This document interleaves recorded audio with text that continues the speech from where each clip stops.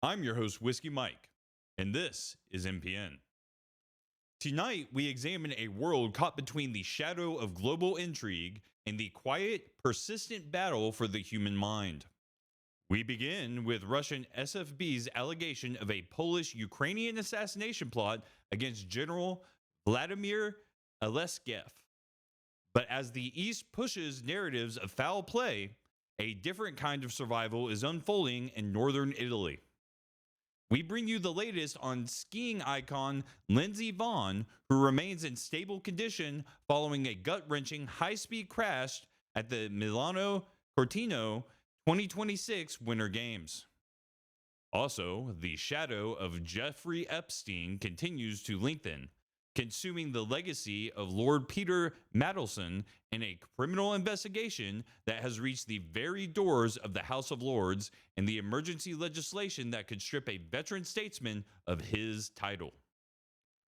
From the corridors of power to the neurons of our own brains, where a simple training program may hold the key to long-term dementia protection, these are the stories shaping your world tonight. This is MPN.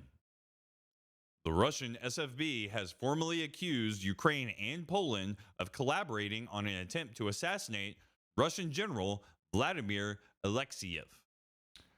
Beyond the strike itself, Russian state media outlets have expanded the narrative, claiming Western intelligence is actively working to destabilize the Alexander regime in Belarus and incite a domestic coup. The weight of these claims took an unusual turn when legacy Western media began reporting them. John Lucas Strozik, a German investigative journalist renowned for his work on organized crime and disinformation, noted the jarring nature of this development. I see nothing unusual for the Russian authorities to use such rhetoric, Strozik said. However, it is strange that such rhetoric is published by official, well-known, and respected press agencies such as Reuters, to put it mildly. It also makes it difficult.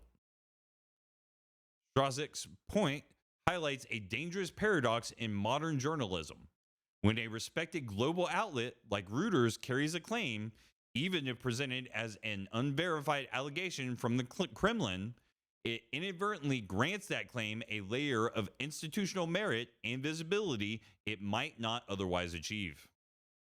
Strozik's skepticism is rooted in a recently declassified 2025 report that deconstructs the Kremlin's disinformation architecture. According to Strozik's analysis of the data, Russia is estimated to spend between $2 billion and $4 billion annually on a global network of influence campaigns designed to serve both domestic control and foreign destabilization. This massive budget goes an incredibly long way in the digital age. As Strezek points out, the entry price for manipulation is shockingly low. A UN-cited study indicates that the average cost to deploy 100,000 bots is a mere $275.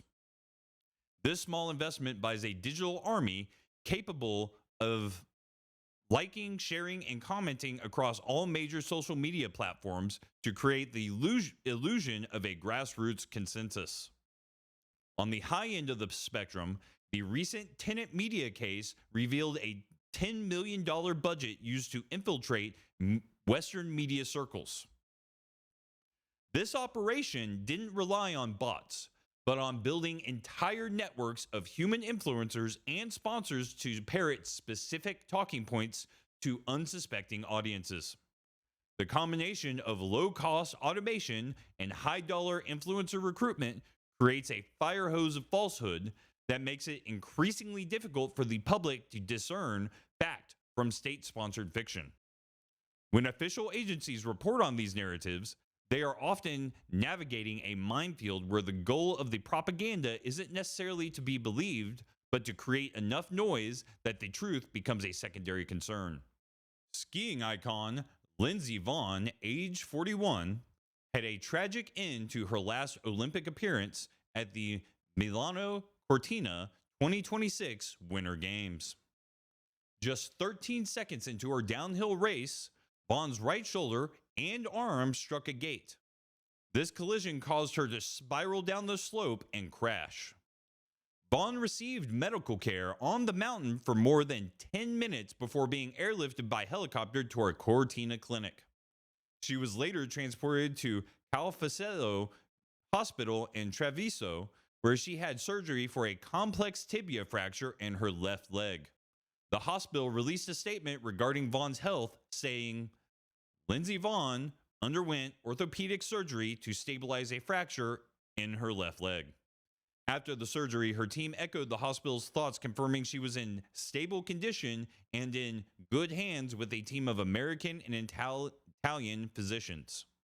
Anouk Patty, the U.S. chief of sport for skiing and snowboarding, spoke to Vonn's condition, stating, "She'll be okay, but it's going to be a bit of a process. This sport's brutal, and people need to remember when we're watching, these athletes are throwing themselves down a mountain and going really, really fast." Lord Peter Mandelson, a veteran Labour Party member and former UK ambassador to the US, has seen his career implode due to revelations from the Epstein files. After the Department of Justice released documents on February 3rd, 2026, Mandelson's career became unsustainable. He stepped down from the Labour Party to avoid causing, quote, further embarrassment to the party.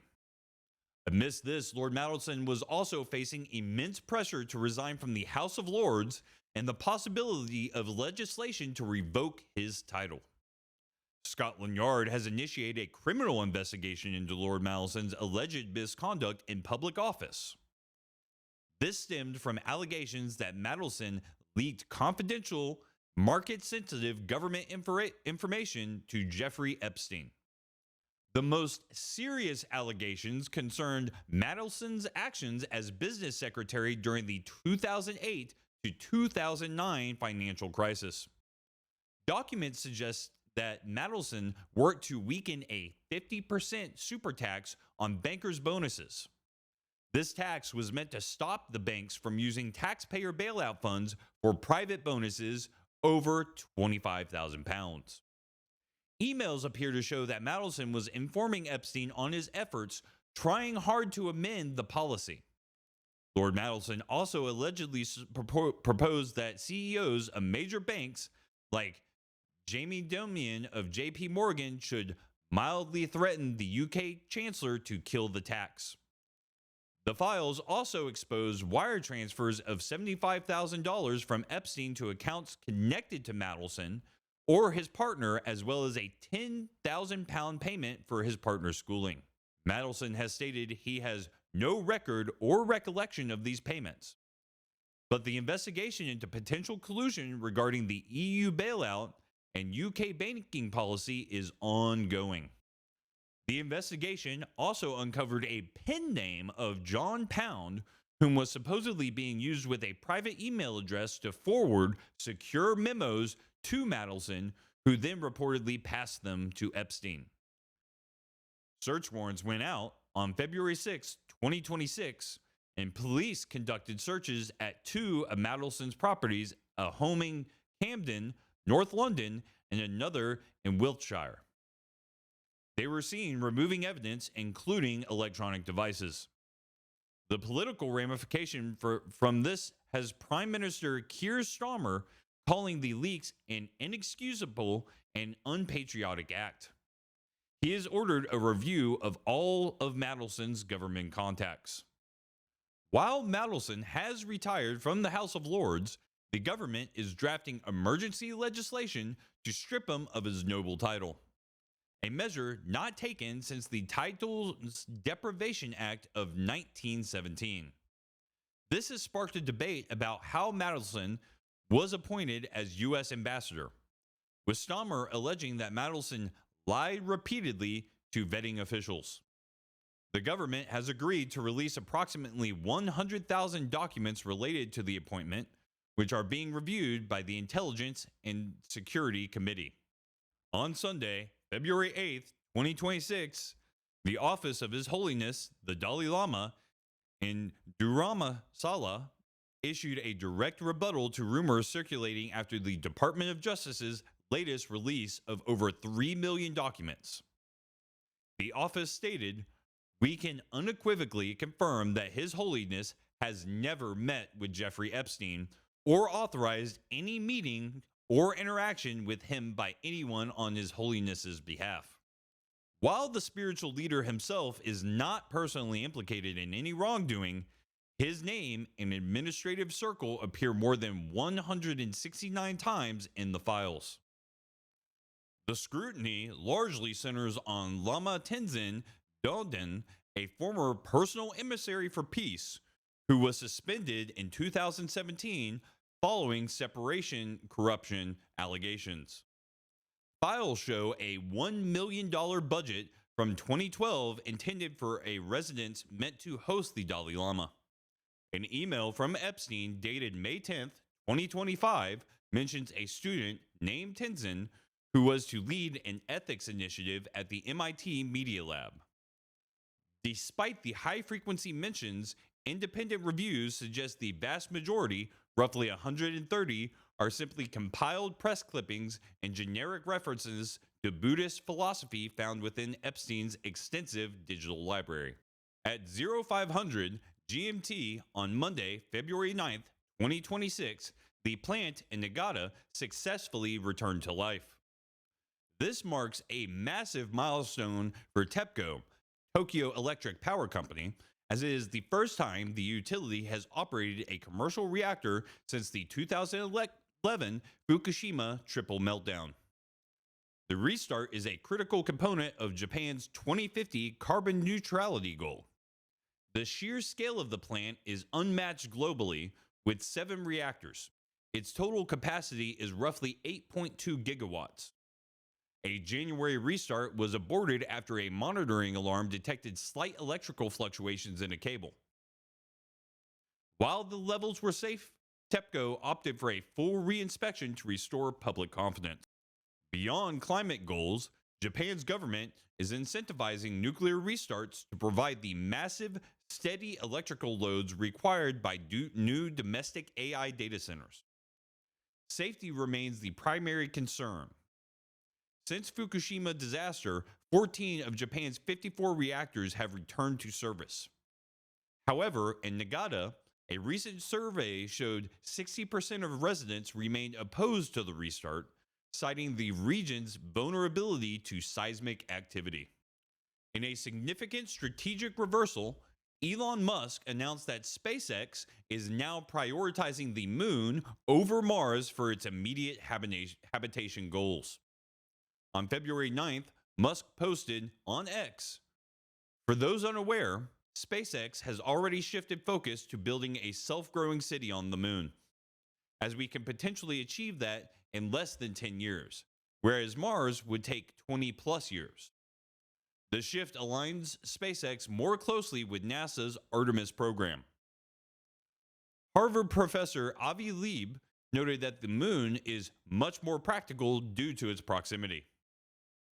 Mars missions can only launch every 26 months when the planets align. By contrast, the moon is accessible every month, allowing for much faster iteration and resupply. Elon Musk's vision involves using AI-powered robotics to 3D print structures using lunar regolith, potentially creating a self-sustaining loop of construction. The trip is much shorter, and frankly, it's much more practical for bringing people back and forth. I do think the moon makes much more sense as an interim project before we aim to go further. While the ultimate goal remains the red planet, the current decade is now firmly the decade of the moon for the private space sector. Findings from Johns Hopkins active study, finalized in early 2026, represent a potential paradigm shift in how we view brain health in aging. What makes this study remarkable, as Dr. Marilyn Albert noted, is that with only 10 to 18 hours of training, mental protection was achieved that lasted for at least 20 years. To understand why this specific training worked while others didn't, we have to look at the brain's defense mechanisms. The study tested 3 types of training: memory, reasoning, and the speed of processing. Yet only the speed group saw a long term reduction in dementia risk. Scientists believe this is because speed training targets implicit learning. Explicit learning involves consciously learning facts or strategies. This type of thinking is often the first to decline with age, whilst implicit learning is more like building a habit or a reflex. Because this taps into more automatic brain systems, the skills become hardwired and are more resistant to the physical decay associated with dementia. The researchers were critical about the training being adaptive, citing how when someone masters a task at a certain level, eventually their brain just checks out. For the active study to work, the software used an algorithm to ensure the user was always working at the edge of their ability. Similar to the tablet game in the book Ender's Game, if the participant correctly identifies the object, the next round would flash the images even faster or add more distractors to the screen. If they missed an object, the program slowed down. This constant push-pull forces the brain to physically reorganize itself and strengthen neural pathways, a process known as neuroplasticity. One of the biggest discoveries was a 25% reduction in risk could only be seen in those who received booster sessions. Initially, everyone in the group received 10 sessions over 5 to 6 weeks. Those that returned for boosters received 4 additional sessions at the 11th month and 35-month marks. Those without these refreshers, mental exercise lost the long-term protection that those whom kept at it received. This demonstrates that the brain does have the ability to guard against mental disease, but only if the mental exercises are completed regularly. Marilyn Albert stated, "Seeing that the boosted speed training was linked to lower dementia risk 2 decades later is remarkable because it suggests that a fairly modest, non-pharmacological intervention can have long-term effects." Tonight's reports remind us that whether it's an Olympic athlete hurtling down a mountain or a global superpower launching a digital influence campaign, the forces of momentum are often beyond our immediate control. As we look ahead, the questions raised tonight, from the integrity of our political leaders to the long-term safety of atomic power, will not likely be resolved by morning. We will continue to follow the condition of Lindsey Vonn as she begins her grueling recovery and monitor the criminal inquiries at Scotland Yard as the Epstein files continue to upend the lives of the elite. We will also watch the skies as the focus shifts towards a lunar future and look inwards at the ongoing research that might change how we age. As always, the gap between the rhetoric we hear and the reality we live remains the space where the true story is found. For all of us here at the MPN Newsroom, thank you for your time and your trust. I'm Whiskey Mike. Stay safe, stay informed, and we'll see you back here for our next segment. Good night.